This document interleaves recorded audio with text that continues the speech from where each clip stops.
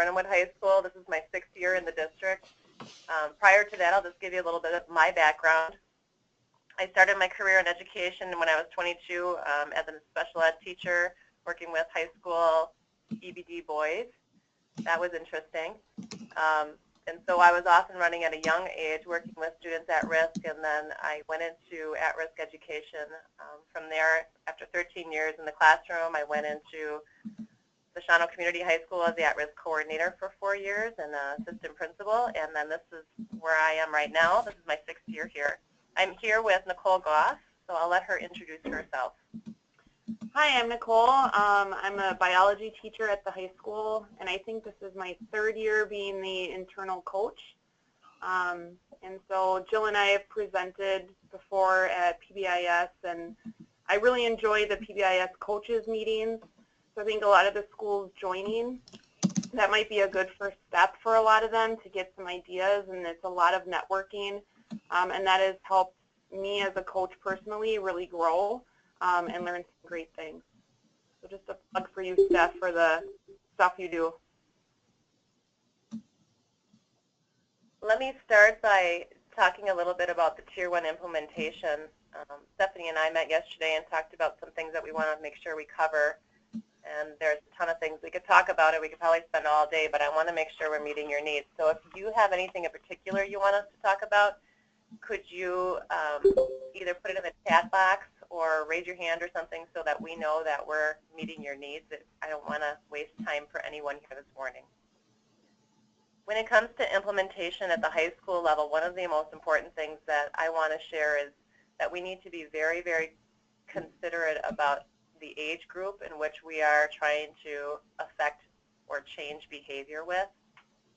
I know that's a fear of everyone's, that the PBIS model itself may be geared more toward an elementary student, but it doesn't have to be implemented in that manner. And so when you're working on implementation, I want to just charge all the districts to be very, very conscious about how we try to change behavior in middle and high school students, and to make sure you're setting up your plan for implementation with that in mind.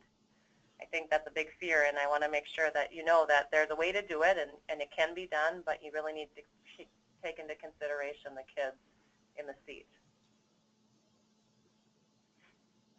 When we started, I was not here, so I might let Nicole give a little bit of a feedback on how that started, and then we can just add in layers of things we've changed along the way.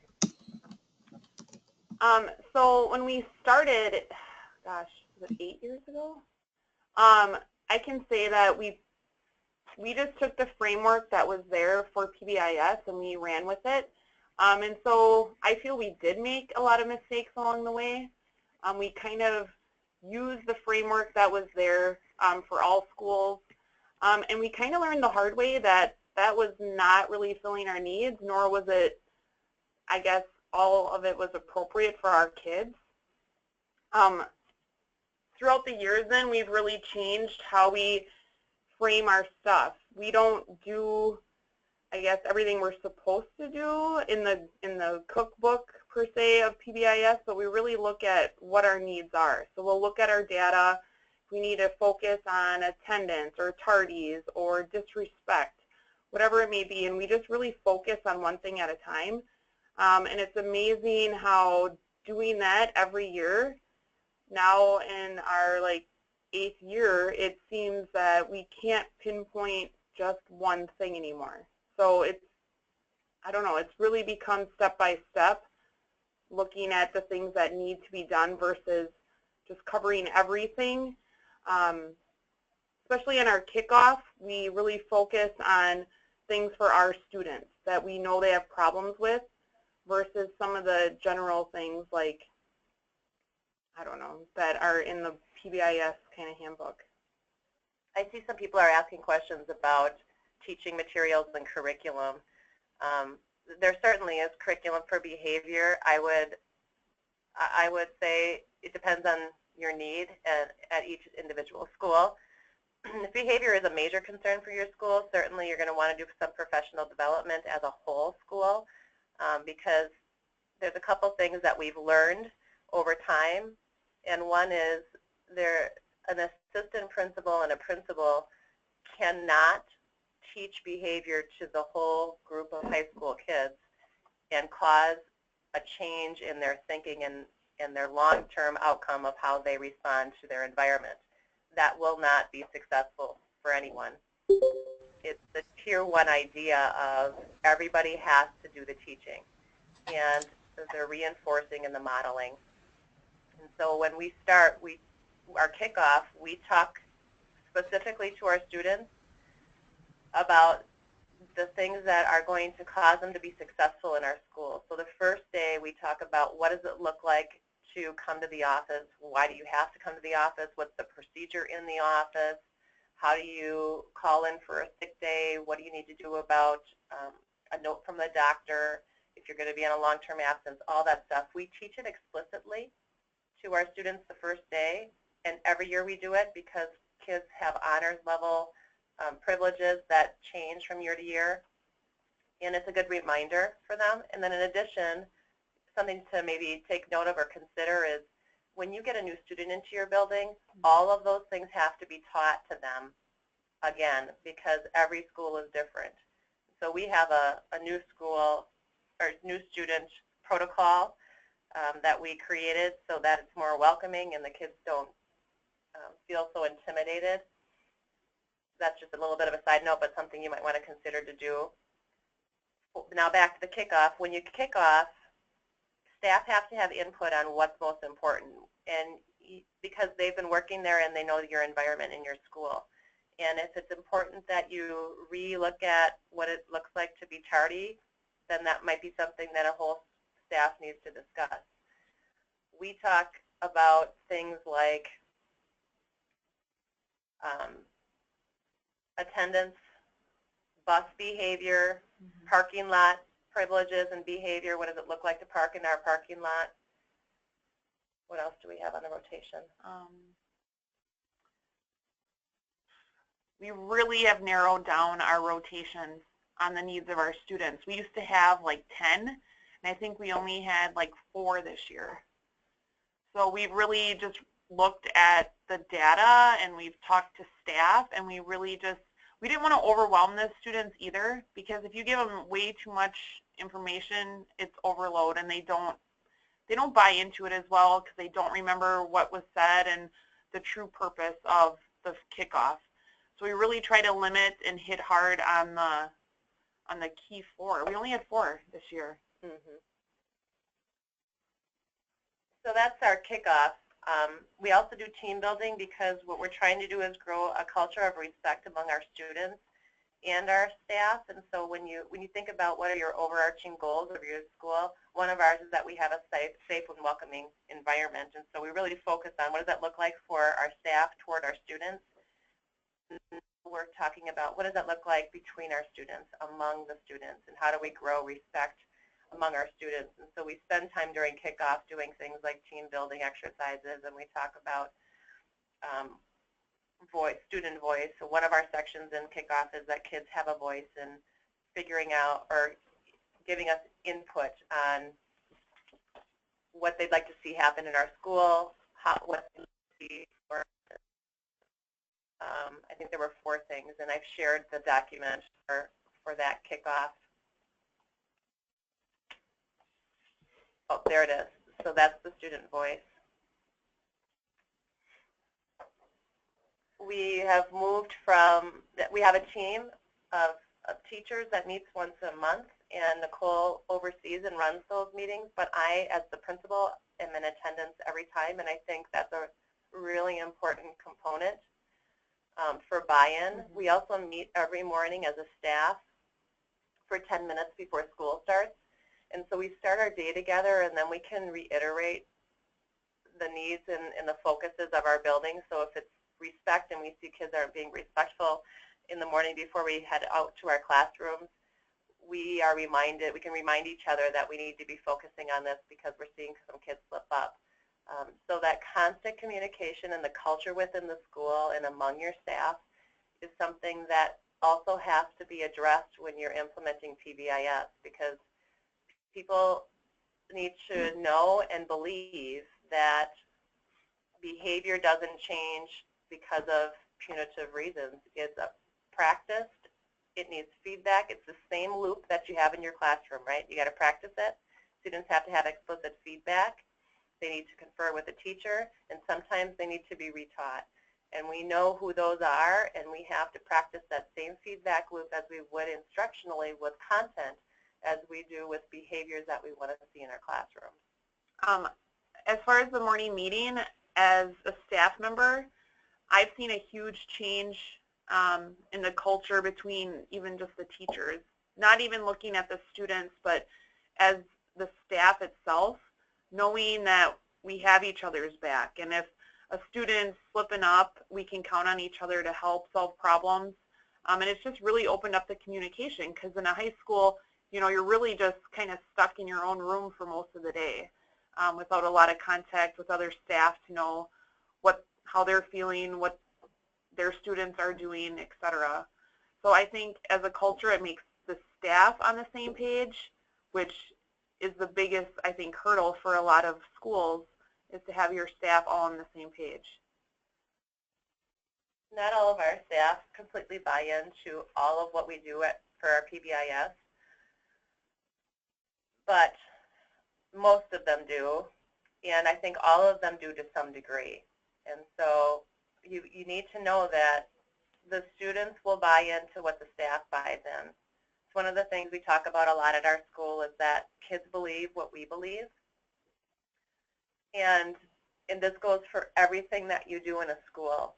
If we really believe that respect is the #1 thing that we want to work with in our classrooms when it comes to just growing ethical, responsive, good people, and everybody thinks about it and talks about it all the time, then it's going to happen, because kids will see that that's a value, and they're going to value what you value.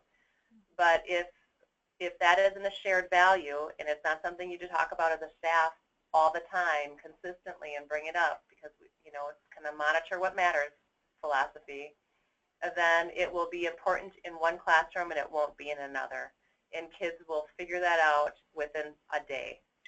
And so the inconsistencies become very glaring as a principal and as a staff member when you implement things like this. But overall, the effects are really, really large. We have very, very few behavior incidences in our school anymore.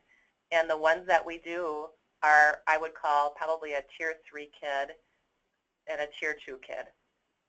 Students who have significant outside factors that influence their thinking. And so we're able to get to the root and the cause of that a lot quicker, because we've set up a systematic approach to teaching behavior and values among all people in the building. So when we do kickoff, everybody in the building, from our lunch ladies to the superintendent, all wear the same, bus drivers too, all wear the same shirt. Administratively, we meet with our bus drivers monthly and we talk with them about behavior. We have bus incentives. The bus drivers are doing incentives because we've seen that the bus is a major issue for our school, and I would gather other rural districts might have bus behaviors too, when kids just don't have access to their own vehicles. Stephanie, other things you'd like us to cover?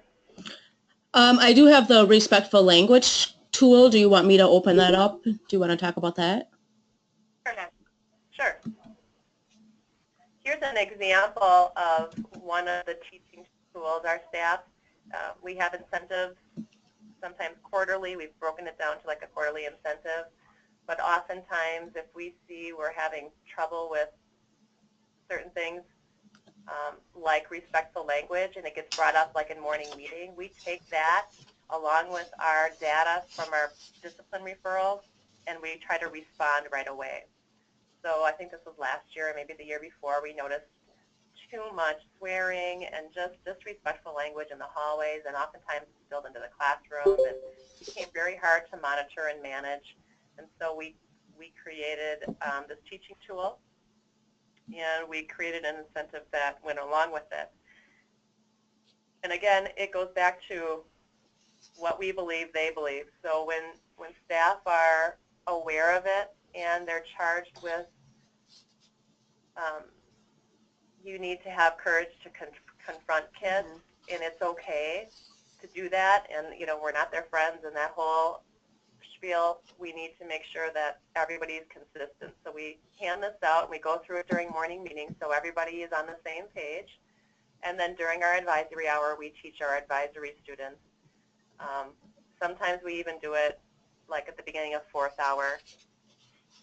We don't spend a lot of time, but when we know that's the goal, then we're reminded of it, and we can use teachable moments within the class period and throughout the day to reinforce what the goal is.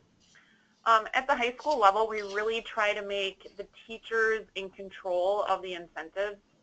And when we really started trying to get buy-in, we really try to make that connection for teachers of how this is going to improve your classroom.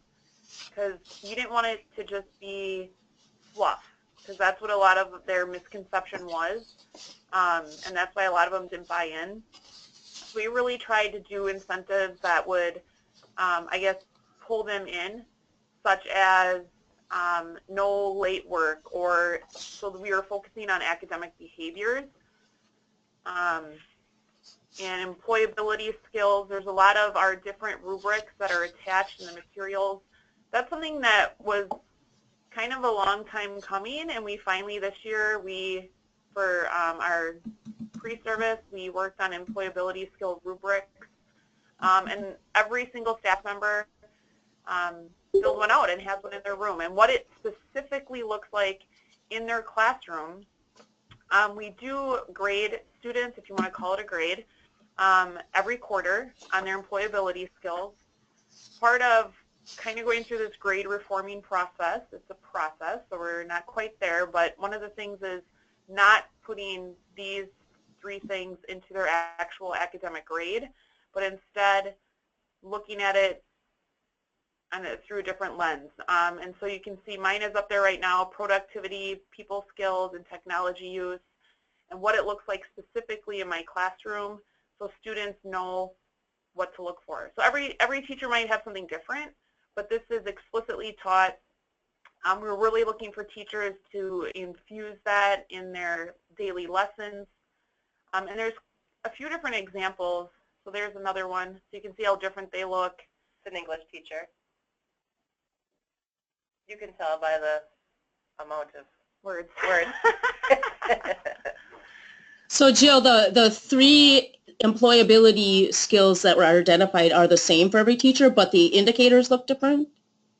Is that correct? Yeah, let me just go back for folks a little bit. Last year, well, a couple years ago, we decided we really wanted to focus on, because what we were seeing with our PBIS is kids were being unsuccessful with assignment completion. They were coming to school and to class unprepared. These employability skills were tripping them up academically, and we wanted to see what we could do to help that. So our first step was to do what we called academic seminar, which is a curriculum to teach academic behaviors. And what we found with that is it did not work in our school because it was a standalone teaching. So what happened was we taught students how to study. We taught them how to be organized, how to use their agenda. We taught them all of the skills that we want kids to walk into our high school with, using a curriculum that was supported by the RTI Center and Jessica Swain Bradley and her work. We implemented it last year, and it did not work because there wasn't a carryover. It's just like a classroom. Kids were not carrying the skill over into each and every classroom. So we came back to the table and we said, this isn't a fit for our school. This isn't working for our students. What might work? We went back to the rubric and we said, here are the employability skills that we know all of our students need to focus on in Wittenberg-Birnamwood. This will look different in every school. It took a lot of pre-service, a lot of work on my end to get ready for the pre-service. But when we got there, the staff came to a consensus on 3 main employability skills that will cause our students to be more successful in our school. And so those are the 3, and we worked on what does that look like, what are the indicators, and then what does it look like in my classroom. And now it's moved to the classroom, and we talk about, like in morning meeting this morning, I reminded them, these have to be taught in real time when it's relevant to the learner in your classroom. So for example, we're starting to have quizzes and tests now that we're in the beginning of, or middle of October. You need to explicitly teach how to prepare for an exam in my course. That is a skill. That's what productivity is. You need to explicitly model how to use time wisely in my class. In science, it's different than social studies. It's different than tech ed. It's different than psi ed. What does that look like in my course? Everyone has them posted. Everybody has been charged with embedding them in their lesson plans and then reteaching them as the year goes on to the kids or groups of kids or maybe hours, class periods that the staff sees need reteaching, just as you would with content. So if you see a group, you have evidence that shows you a group of students are not learning one of your outcomes in your classroom, then you would reteach that. And it's the same thing with our productivity, people skills, and technology use. If you see that kids are really not, they're not being productive in your class, then you need to teach them what that looks like again. And that's the belief that we've come to. And we're seeing a change in behavior for both teachers and students when it comes to employability skills. So it's been a process, but it's been very successful.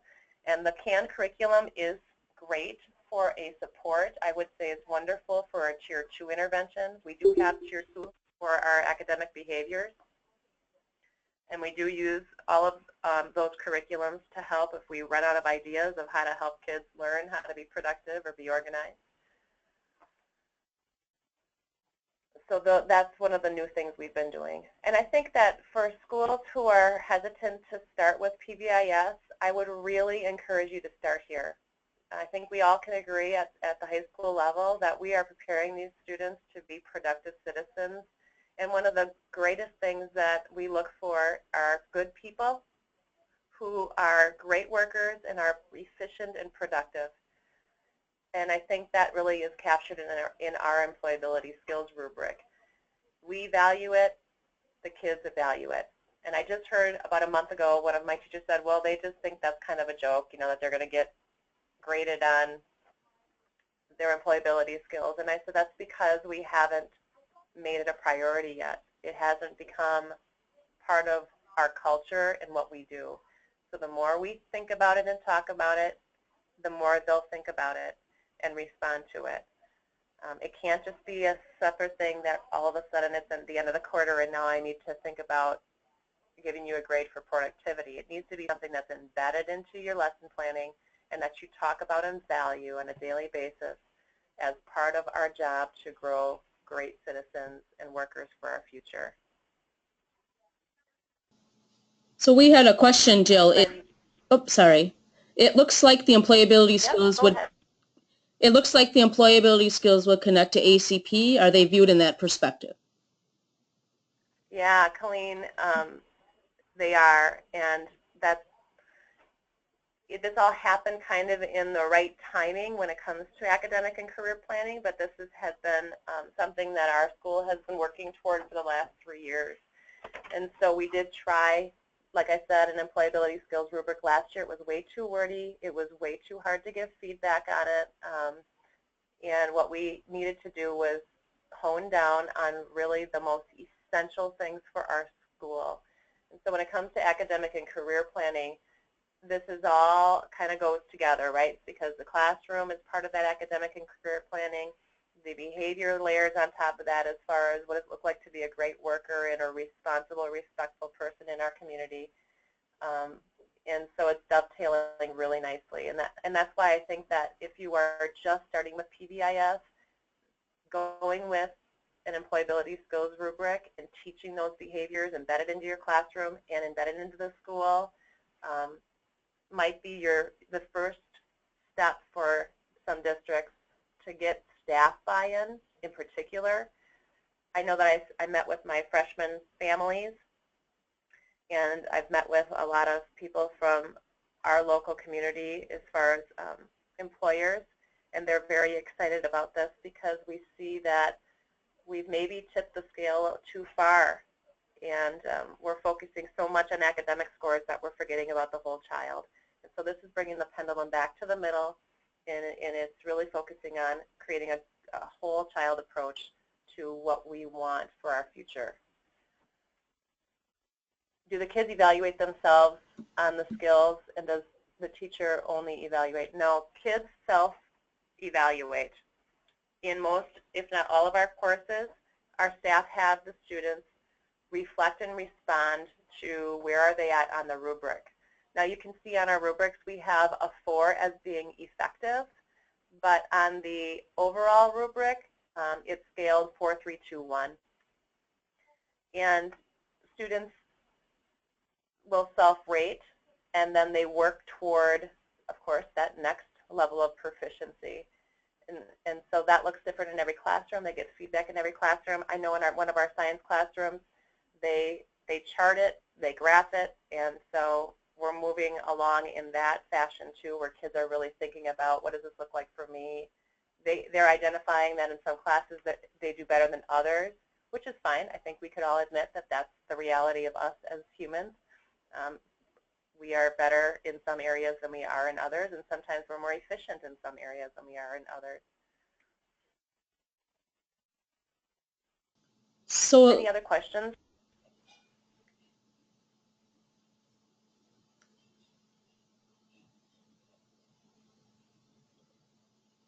Thank you for your questions. Yeah, thanks for your questions, Colleen. Any other questions? That was a lot of to take in at once. So if you have any questions about what Jill and Nicole already said, feel free to chat them or raise your hand and I'll give you a voice. I have a question, Jill. You talked a lot about getting staff buy-in and the consent process. What does that look like?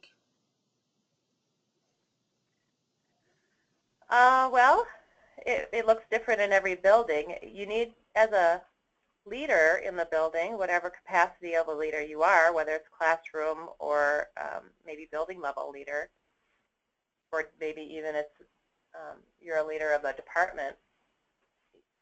I really feel like each and every one of us is charged with knowing what our beliefs are, what the vision is for the district, and especially for your specific high school or building you're in, and then evaluating what role that you play individually in making that happen and collectively. And so as a building level principal, I take it very personally if I am not communicating and getting buy-in from all people in my building. And so I really put a lot of energy into that model.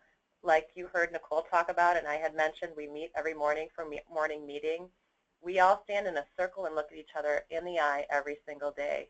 We start together as a team, and that is critical in growing a good culture of trust, but it also has pushed us to the next level where we are now to the point in our culture growing where we can hold each other accountable respectfully for behaviors that aren't a match to our goals or our vision, and that just happens.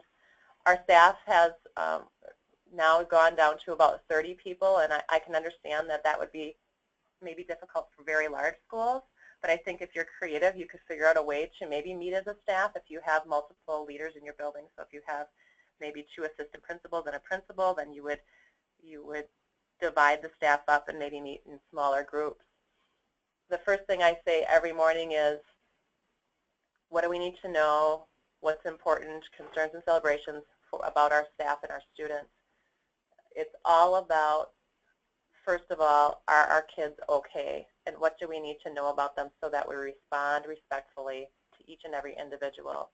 And so on a daily basis, we hear things like, this person's grandma passed away, here are the students that will be affected by it. Okay, that's good information because now I know how to respond to them if they're not their normal selves. The cross-country girls took second place for conference yesterday. Congratulate them. We believe it's everyone's responsibility to know the great things that are happening with our students so that more than just coaches or advisors or those people involved can respond. And it's been wonderful for our kids when they hear or get a note from us that says, congratulations, we're really proud of you, you did this. And because now they know that everybody cares for them and is happy for them, or responding for a behavior issue, or some students, of course, not utopia over here, by the way, everybody. We have students that don't follow the rules, but when we talk about who they are as a staff, we all brainstorm together and we help each other support them in making better decisions. And so we have an advisory. I saw somebody ask an advisory question. We have an advisory, and during that time we have advisory rules and we have a matrix. I think I've shared the advisory matrix too, Stephanie. All of that was created as a staff. This isn't a principal top-down type of a thing. We do this work together and we come to consensus on what it looks like for our school together. And it's always a process. It's a system. We have revised and revised and revised and revised, and every year we change it to meet the needs of the kids in the seat. So I think that's another really important factor in when you do systematic approaches to in schools, whether it's RTI or PBIS, that the system is fluid and it's ever changing, just like our professional development and our professional growth individually, that we're always trying to get better. And so every year we ask ourselves, how can we make this better? What isn't working? And we respond. And if we need to respond in the moment, then we respond in the moment and make changes. So I see Paul. Hi, Paul. I see that you're asking, what are the 4 rotations during kickoff? From the top of my head, I believe it is bus and parking lot is 1. The second one was attendance and tardies. The third one was office referrals, or not, excuse me, not office referrals, office procedures. So what kids do when they come into the office and what forms do they fill out and all that good stuff. And then the fourth one was student voice. And this year was the first time we did that, and we used that to get feedback from our kids on multiple levels. We want kids to know that they have a voice. I have a group of kids that I meet with monthly, and I get feedback from them on multiple things. What's happening in our school is one. What can we do to improve it? All that good stuff. So involving the kids in the decision making is critical, but the most critical part of that is if you do not respond, they won't give you any more feedback. So they have to see that what they said matters and you did something about it. So responding is critical in involving your students in this process. Are they assigned? We have advisories, and so our 4 rotations, all students in the school go to, every one of them. Other questions? Did I answer your question, Stephanie, about implementation and buy-in? Yes, and people can ask if they have more specific questions. They can ask.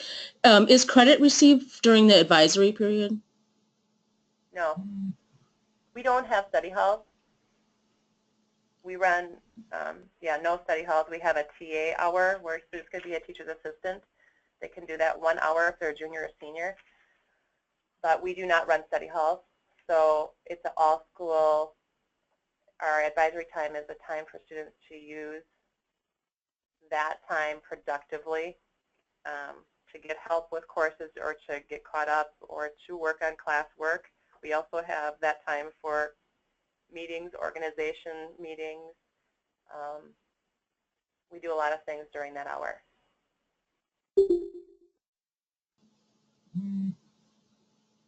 It's a question from Mark. How are your students split into advisory? We started that process 3 or 4 years ago by starting really small, and we just had our freshmen have an advisory. They had an all-freshman study hall in the middle of the day. It worked really well. We realized that all kids needed it, so we moved it to an all-school thing, 8th hour. The reason it's 8th hour is because we're a rural district, and a lot of kids leave for athletics and miss seat time, and so we were trying to avoid the loss of first good instructional time. They're divided up. First we did it by grade, and then we moved to a mix. So we mix it up, and we don't just look at who has a connection with the teacher, because we found that that doesn't work the way we thought it was going to.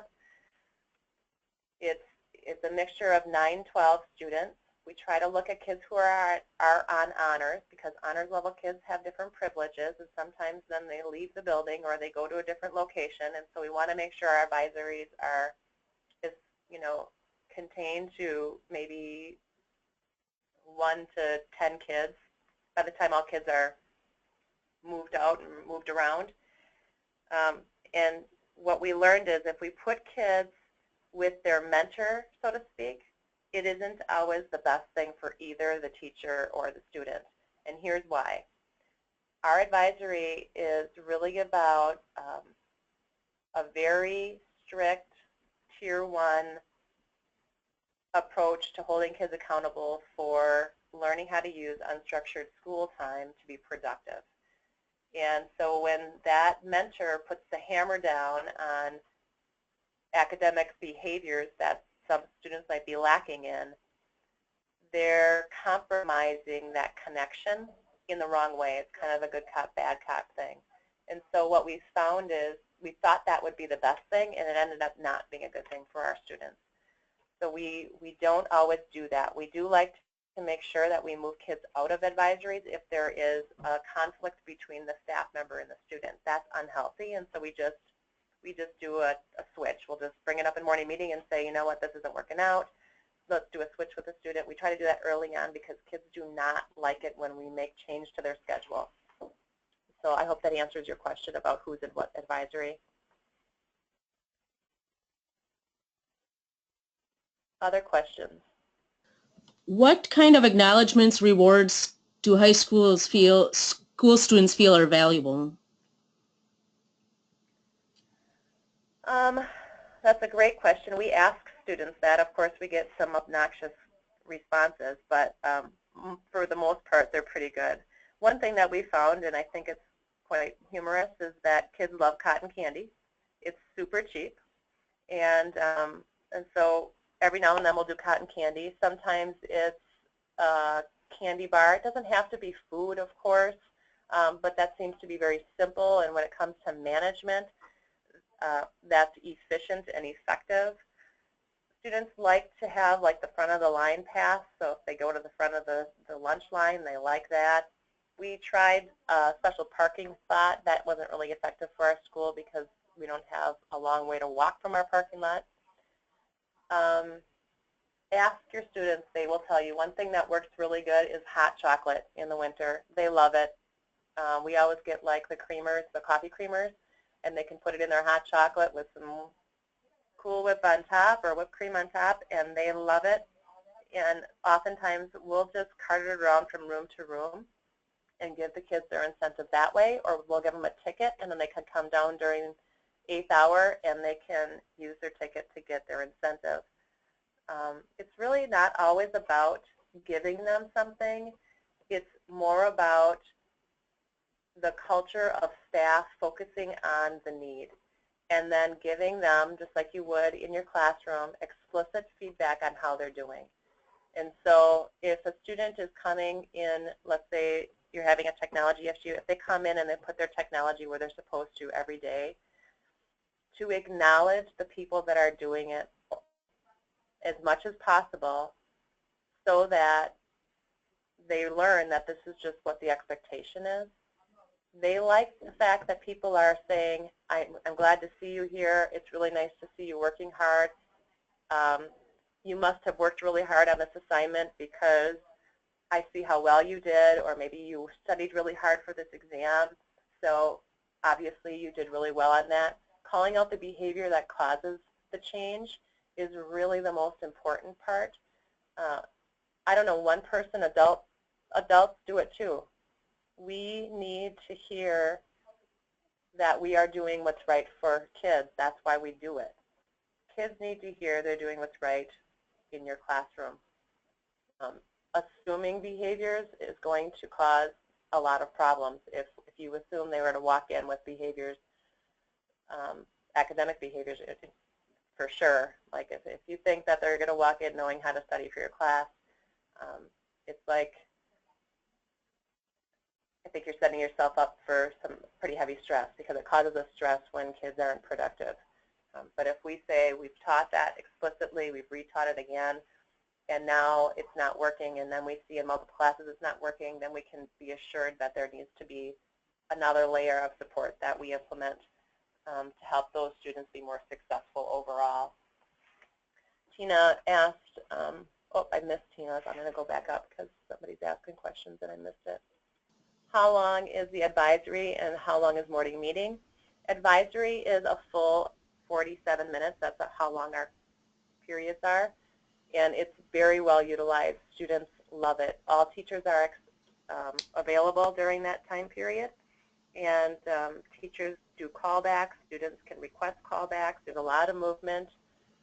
But that, too, has to be worked out in each of your districts as to what the faculty will accept as a little chaotic to support the learning, and what the decision rules are for movement in your school. What is your school? Oh, and then our morning meeting is 10 minutes every morning from 7:45 to 7:55. What is your school-wide incentive program? Do you use tickets? How kids cash them in? We do have, we call them chargers charging tickets. We really try to use them at the beginning of the school year a lot. When we're setting up our roles and routines and our norms in our classrooms, and we're really trying to reinforce what it looks like to be productive, we try to encourage staff to use a lot of chargers charging slips. When they get the slip, after that period, they can come to the office and get themselves a treat.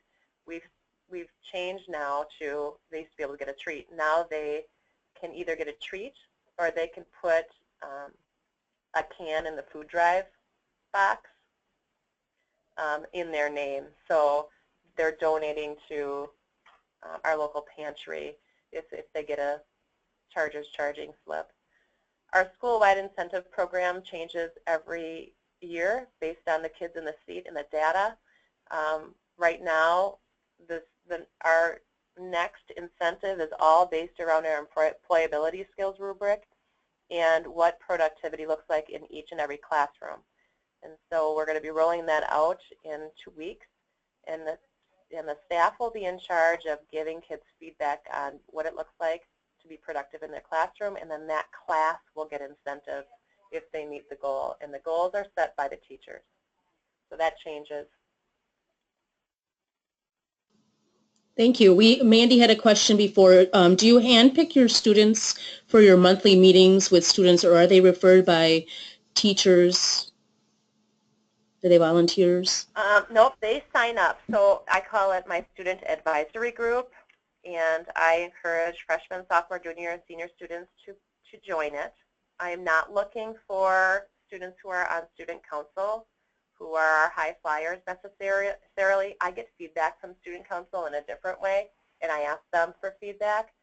I'm looking for our average students, a very good cross-section of our student population, so that I have a well-rounded voice that gives me feedback. And what I ask in those questions are what's going on in the school, any concerns that you have. There are rules that we are governed by. One of them is, of course, we cannot talk about teachers or staff or use names. If they have a concern about a staff member, they need to speak with me individually, privately. And usually what comes out of those meetings is something about lunch. that they want a better lunch, which I think is fantastic. And so we do a lot of communication with our food service. I ask them, you know, in the building, is there anything I need to know about, things that are going on, maybe things that I'm not seeing as far as maintenance is concerned. And so we usually have some maintenance issues that are brought up, the kids see, that we overlook, that is important, and then they have a voice. And then I ask, you know, things like, what would you like to see different? How can we make our school better? You know, and then I ask about PBIS. Did you like the incentive? Did it make change? Give us some feedback, and they give us feedback from there.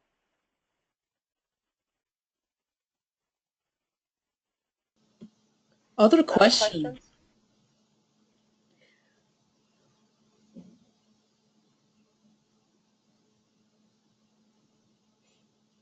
This doesn't happen overnight, as you all know. So as a PBIS team, it'll be really important that you talk about what is our first best step. And one thing that we did, I'll just share real quickly, is we as a learning council, I have a group of teachers that advises me, and in our next best steps as a faculty, our learning council created our pillars of excellence. And so we try to hinge our decision making in our discussions and our professional development and what we talk about and value the most on our pillars of excellence. And so we said these are the things that we believe and stand for, and here's what we're going to focus on for our school. And so we got a lot of that information came from Doug Fisher and Nancy Fry's book, Creating a Culture of Excellence.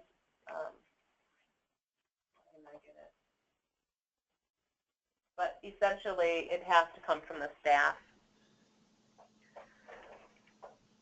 Jill, we had one more question. How do you record, track, document the school-wide data on the behaviors?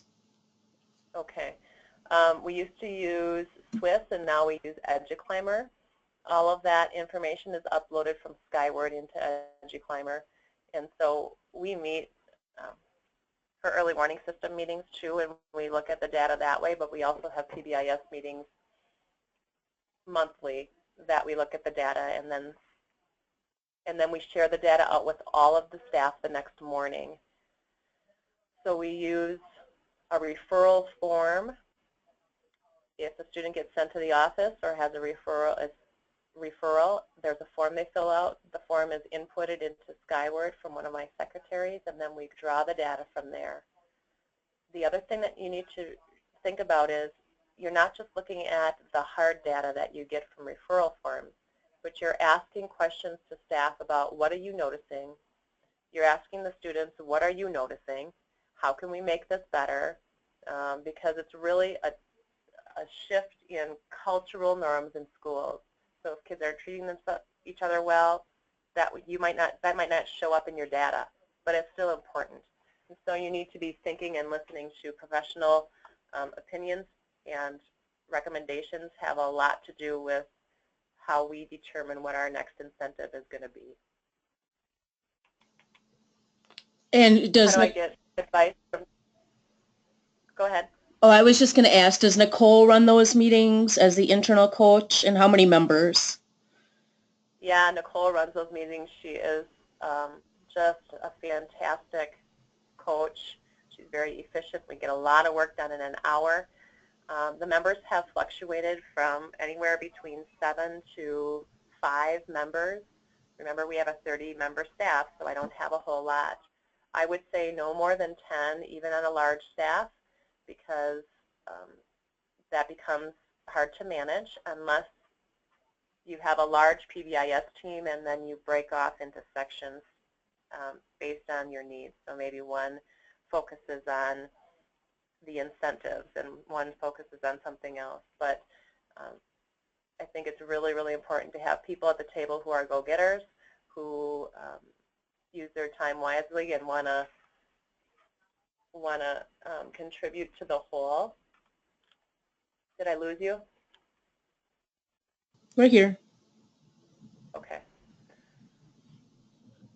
And then you were going to read this question. What different ways do you get advice from your student council? I ask them. My student council is not, you know, I have a good relationship, and like we meet every morning, like I said, as a team, and so I have the advisor right in the classroom with me. And so I ask them, or I'll say at your next meeting, could you talk to the kids about this and get some feedback for me?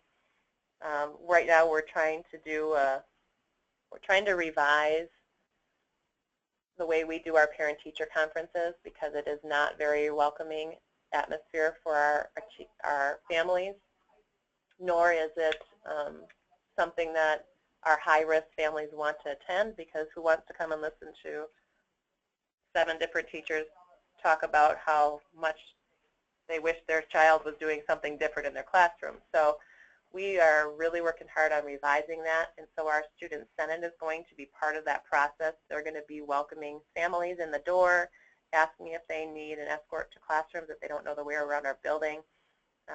So we're trying to involve our student leadership groups in whole school movements, if you will.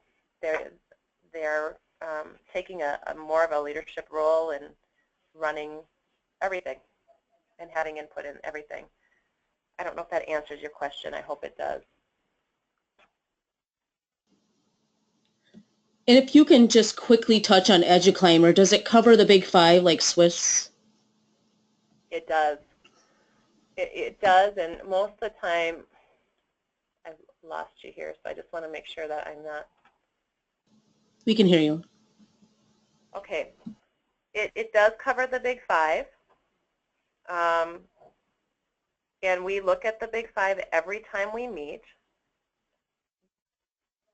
At the beginning, it's going to be really important that you spend a lot of time looking at your data, and then you're starting to look for trends. We've actually gone to the point where we can see trends over the course of like 3 or 4 years, where we already know and can anticipate disrespectful behavior goes up in the month of February. And so we anticipate that ahead of time now, because we've had so many years of the same type of data, that we try to curb that and front load before it gets there. And we do a lot of different things to help the culture in the school in those months, end of January, February, early March, when it gets to be long winters in Wisconsin aren't good for learning. And we see that, and people get ornery. And so I would encourage EduClimber. I would encourage Swiss. I would encourage using Skyward. Wherever you can house your data and get the information you need and it works for you, do it your way.